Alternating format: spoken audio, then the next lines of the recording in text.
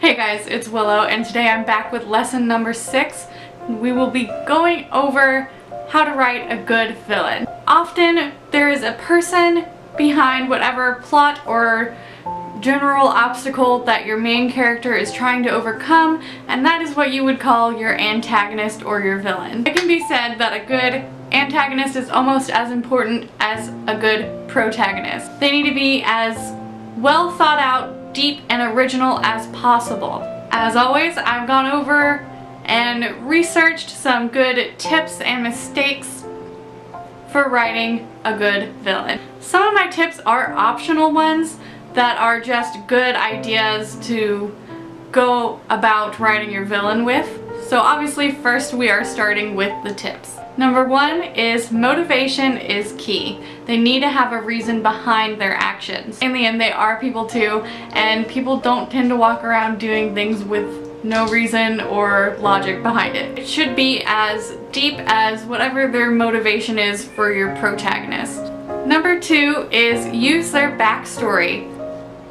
Everyone comes from somewhere, and exploring their origins can help deepen their character and add to them as a whole, let alone help explain their motivations. Number 3 is very important, and it is make sure that they are a challenge to defeat.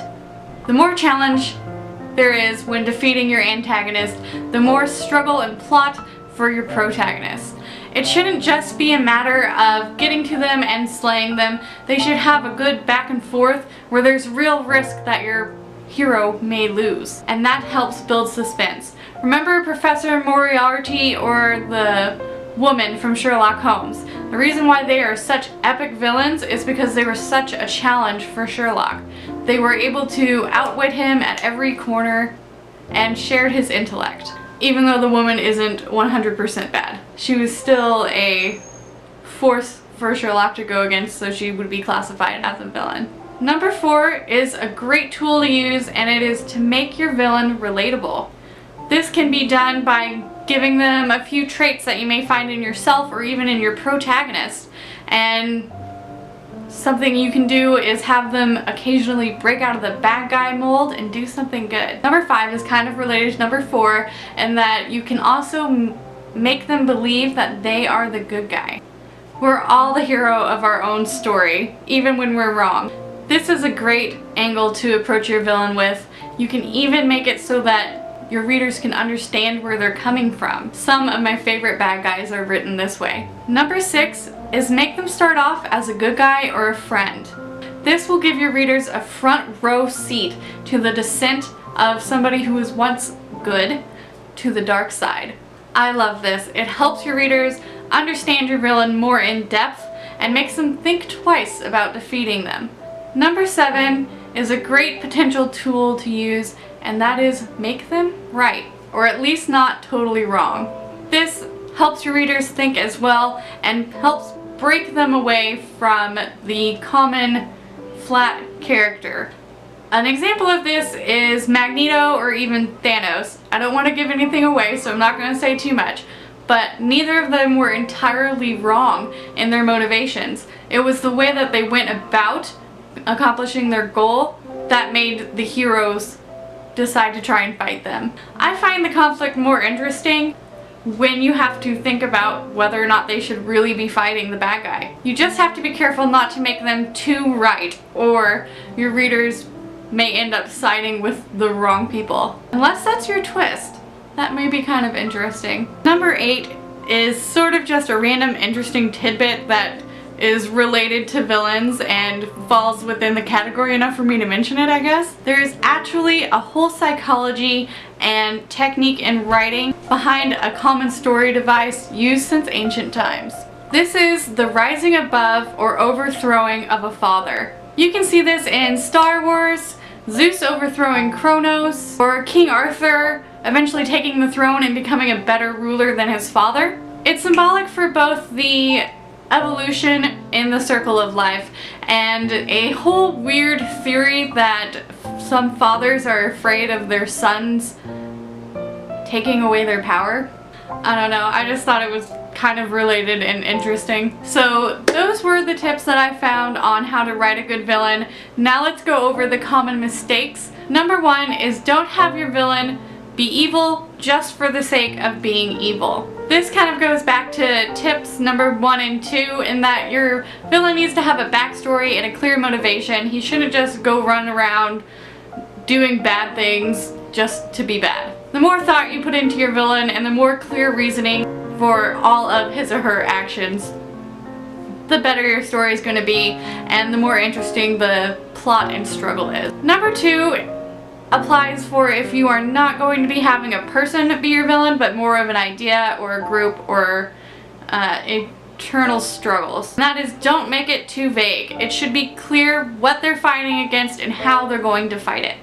If you don't make it clear, it can be hard to hold suspense or come to a real conclusion. And of course, if you're writing a mystery or you're going to have a twist that reveals the way that they're going about defeating whatever their obstacle is, it's fine. You don't have to have your readers totally be in the know, but you should have some seeds of what's coming up sewn in, and also as a writer you need to have it clear in your head what's going to happen when you're using that technique. Number 3 is don't defeat or have a victory over your villain too soon. You want it to feel like there's a chance that your hero can lose, and if you overpower them too soon, it can really drop the suspense and make it feel like filler. If you plan on giving them a phoenix moment like Michael Myers, then this is fine.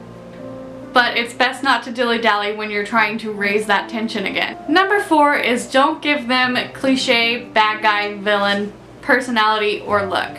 This is especially important if you're trying to hide your villain's identity in the beginning. If someone named Lord Nightmare with a hook for a hand walks in saying "Arg," then it's going to give away who your villain is, and there's not going to be any surprise when they come out.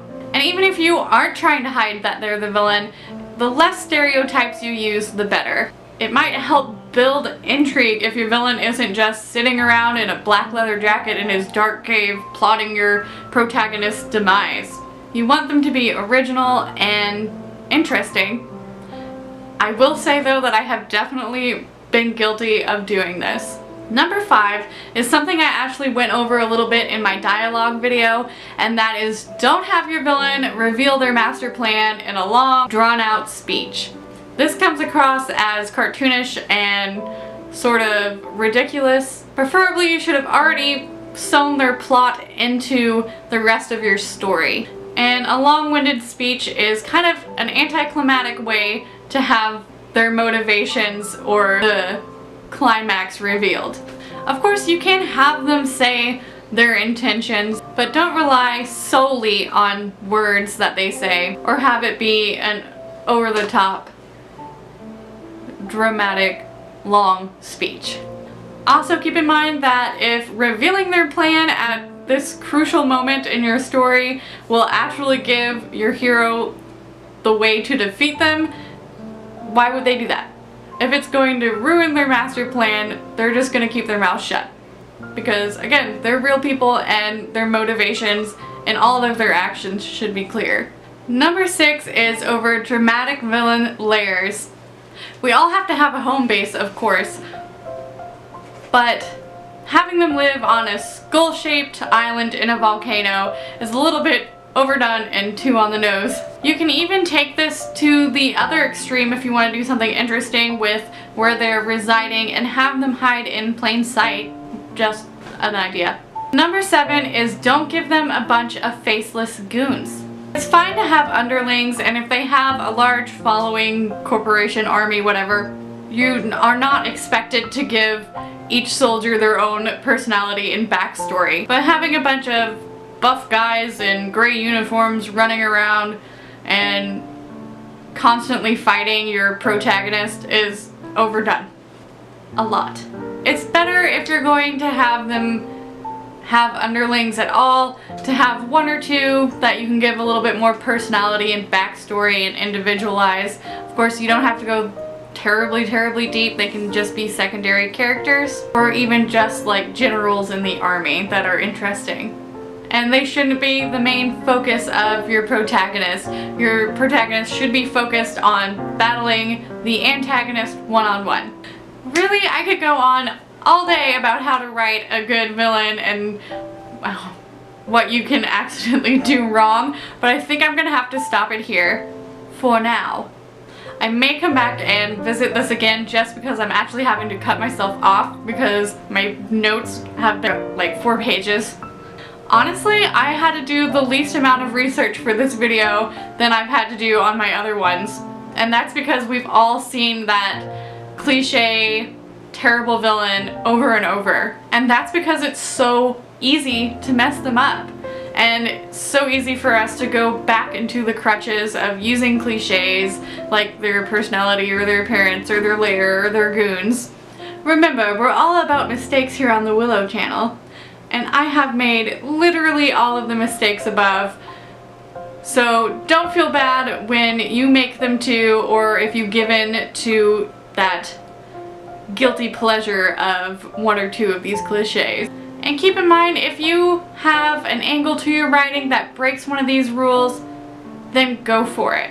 As long as you're going to be putting your own voice and your own spin on it. Maybe even talk about how you're going to be breaking one of these rules down below. I always love to hear about your stories, and you may even teach me or another one of my viewers something. Let me know about your favorite villains, even if you're the one that wrote them or if someone else did. And of course, if you have any ideas for my future videos, I'm always taking requests. This week, I want you to look over your outline for your villain and see if there's any corrections you need to make, and maybe practice writing a scene with them in it. And if you can't do that, if it's too hard or you're totally confident in your villain, then at least write 1 more page. You have a whole week to do it. I believe in you. Let me know how your stories are coming along. I just finished the very, very loose draft of my first chapter. If you haven't already liked and subscribed, make sure you do that. And if you want to add me on my socials, I should have them linked down below. If not, they are always on my YouTube channel page. Sometimes I ask for opinions or polls on there, or I give a sneak peek into what my next video is going to be. So you may find that interesting or have a couple cents to put in. I always love talking to you guys, especially about writing, and I can't wait to talk to you again. Thanks. Bye.